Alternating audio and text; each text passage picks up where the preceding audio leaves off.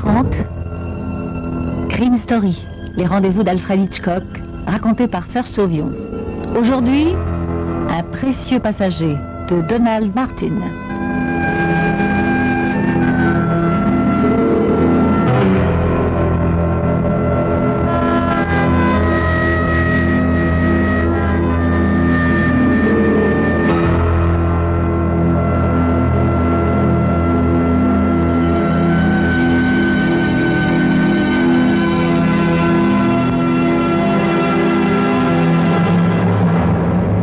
Ça fait déjà quelques mois que Jim Logan s'est retiré dans ce petit chalet au bord du lac.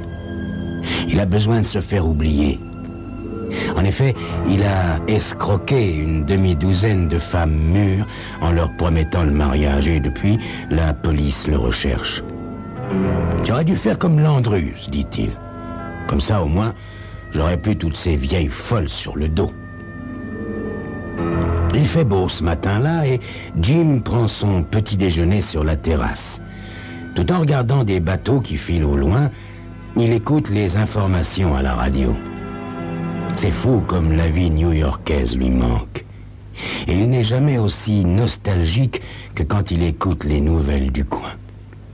Il se passe jamais rien par ici, se dit-il tristement. Pas le moindre crime, pas la moindre affaire un petit peu excitante. Leurs seules informations concernent l'ouverture de la chasse et l'organisation de rodéo. Quelle triste région. Mais tout à coup, la voix du speaker attire son attention. On vient de me porter une dépêche. Un hold-up a été commis dans notre petite ville de Rivertown. Un bandit masqué a pénétré dans la banque il y a 1 heure et il a terrorisé les clients à l'aide d'un revolver. L'homme a obligé le caissier à ouvrir les coffres. Il a réuni, selon les premières estimations, plus de $20 000, puis il est parti à bord d'une voiture. Je vous donnerai d'autres précisions dès que possible. Gageons que cet ignoble individu n'échappera pas longtemps au valeureux shérif Hartman. Jim Logan éclate de rire. Il a croisé plus d'une fois Hartman à Rivertown. C'est un gros plein de soupe qui n'a pas dû faire fonctionner sa cervelle depuis au moins 20 ans. Avec un homme pareil à ses trousses, le voleur peut dormir sur ses 2 oreilles. Logan éprouve une certaine admiration pour ce mystérieux inconnu. Dépouiller tous ces bouseux de $20 000, c'est pas un crime. Et puis, ça met un peu d'excitation dans leur vie sinistre. Ça vaut bien les quelques liasses qu'ils ont amassées à leur banque. C'est comme moi avec mes rombières, se dit Jim. Bien sûr, je les ai escroquées, mais avant, je leur ai fait croire qu'elles étaient encore dignes d'être aimées, et ça n'a pas de prix. Plus il y pense, plus il se prend d'affection pour le bandit. Mais à cette sympathie se mêle un peu d'envie. Car Jim n'a jamais commis de crime d'une telle envergure. Ces petites escroqueries ne lui ont rapporté que $10 000 et elles lui ont demandé bien plus de temps et d'efforts que la simple attaque d'une banque. Tout au long de la journée, Jim écoute avec anxiété les nouvelles à la radio. Malgré le manque d'intelligence évident du shérif Hartman, il craint que le voleur se soit fait prendre. Mais l'affaire n'est plus évoquée dans les différents bulletins. C'est seulement à 20h que le speaker annonce « Chers auditeurs, nous avons le plaisir de recevoir le shérif Hartman dans notre studio. Grâce à lui, nous allons pouvoir faire le point sur le terrible hold-up qui a frappé notre ville. Alors, shérif, vous avez mis la main sur le bandit?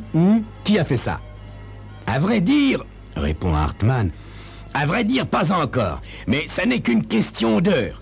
Nous n'avons pas beaucoup de chance, nous nous sommes lancés à sa poursuite dans la mauvaise direction. Ensuite, nos chiens étaient complètement perdus, voyez. Mais croyez-moi, nous allons retrouver ce malfaiteur et ensuite, croyez-moi, il passera un sale quart d'heure.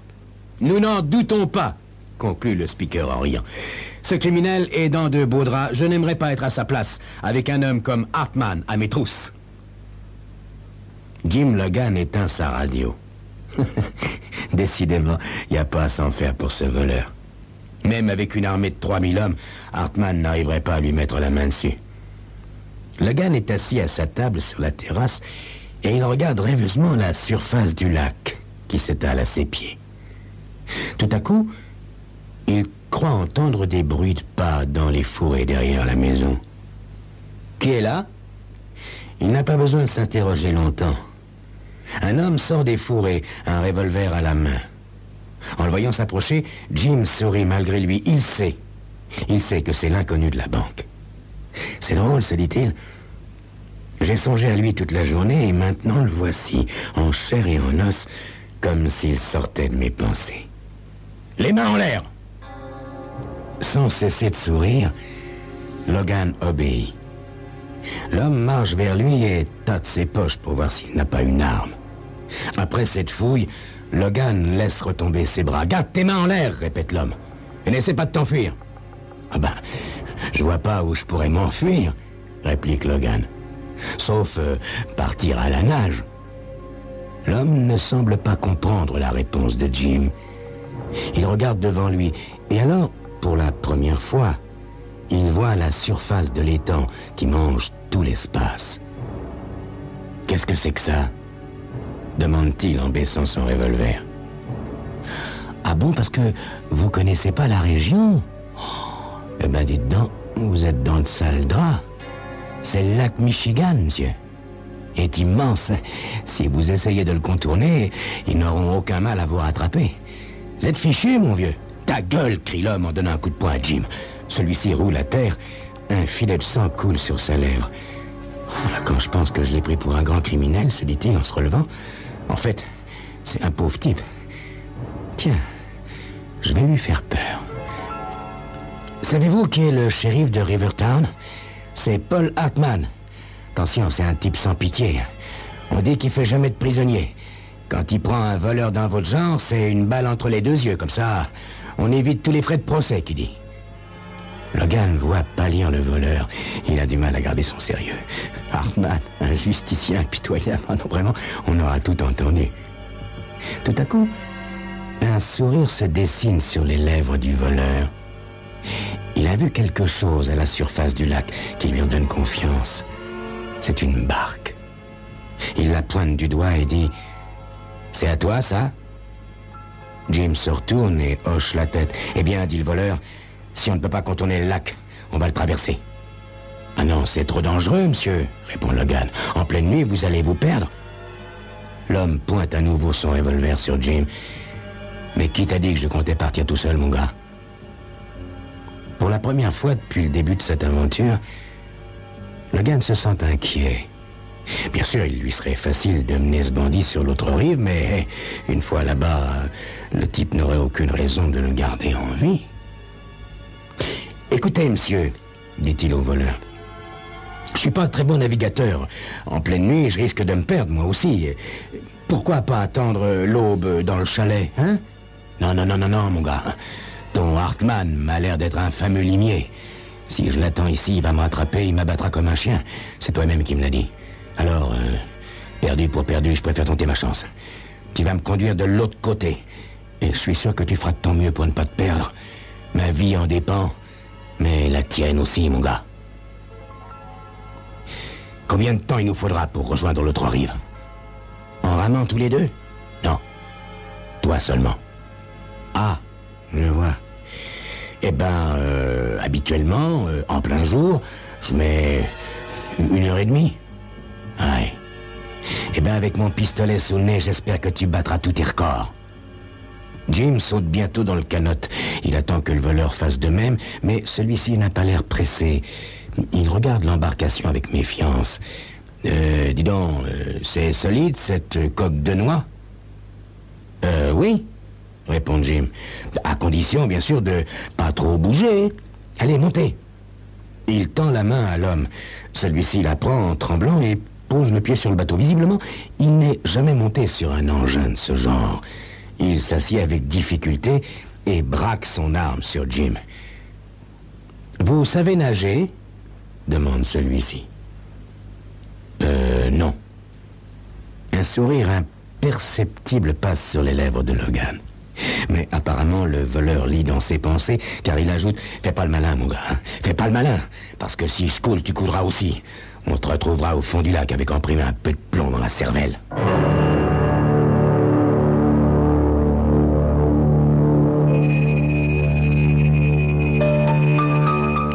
grand personnage. Jim Logan arrivera-t-il à bon port? Vous le découvrirez dans quelques instants. Un silence profond entoure maintenant l'embarcation.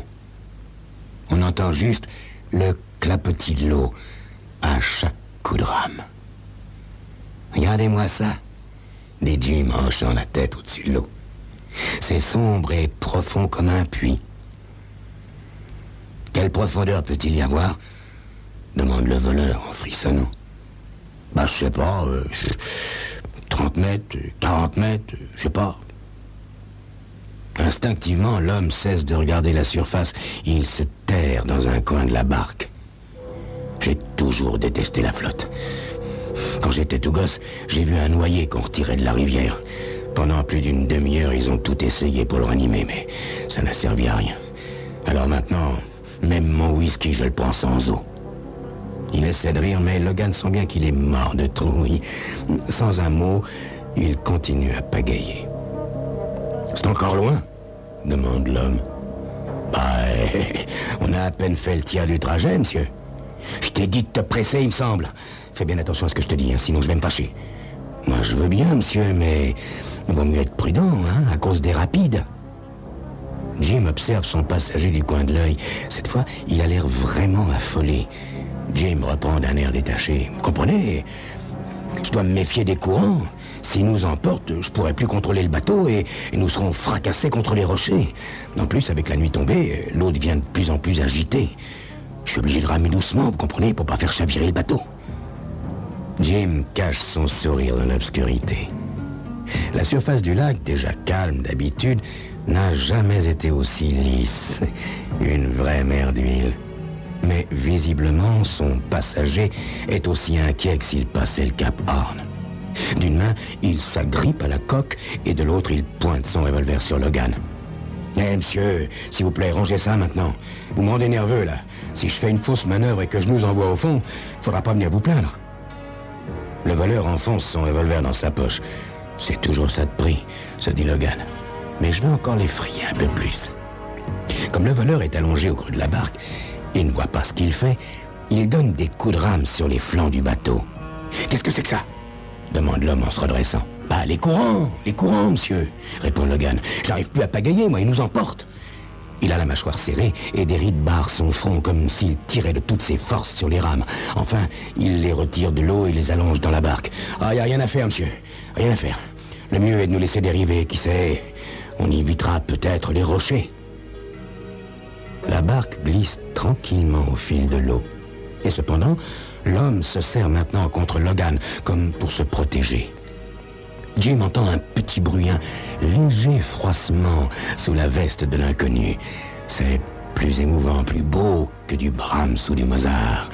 D'un air malicieux, il dit « Ah, monsieur, là, écoutez.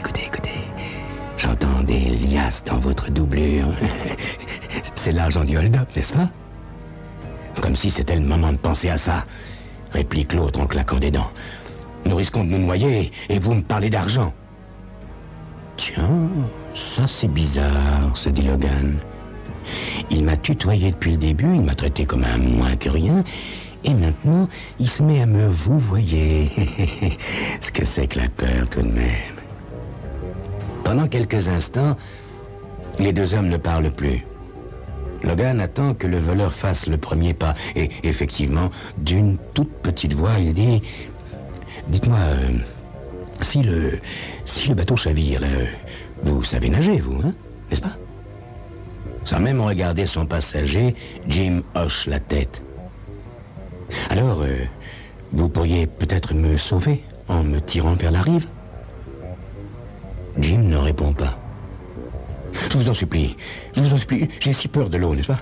Rien qu'à la regarder, j'ai le vertige. J'ai l'impression d'être attiré au fond. Écoutez, si vous me tirez de là, je vous donnerai 5 000 $. 5 000 $, c'est une jolie somme, non? Ah ben en effet, répond simplement Jim.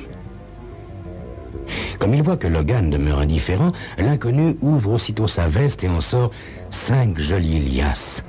Cette fois, Jim ne peut s'empêcher de tourner les yeux.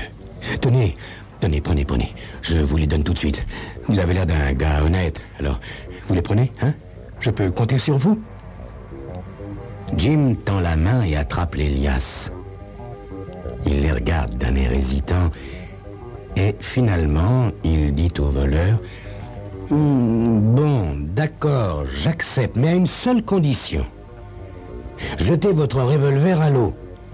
Nous n'avons déjà que peu de chances de nous en sortir et je ne veux pas que vous les gâchiez. Si un coup de feu partait accidentellement, ça suffirait certainement à déséquilibrer la barque et à nous envoyer au fond. » L'homme regarde Jim d'un air suspicieux. Il a peur d'un piège. Alors, pour se montrer plus convaincant, Logan gigote sur son siège et la barque se met à tanguer. « Jetez votre arme, enfin, écoutez, c'est déjà suffisamment dangereux comme ça !» Terrorisé par les mouvements du bateau, l'homme tire le revolver de sa poche et le lance par-dessus bord. « Et maintenant, vous croyez que vous allez nous sortir de là ?»« Bah, tout dépendra des courants, » répond Logan. « Lorsque l'aube se lèvera, dans quelques heures, nous serons fixés. Soit nous aurons atteint l'autre rive, soit nous serons transformés en nourriture pour les poissons. Maintenant, je veux plus que vous me parliez.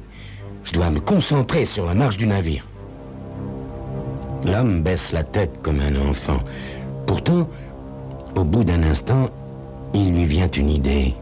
« Dites donc, est-ce qu'on ne pourrait pas se diriger d'après les étoiles?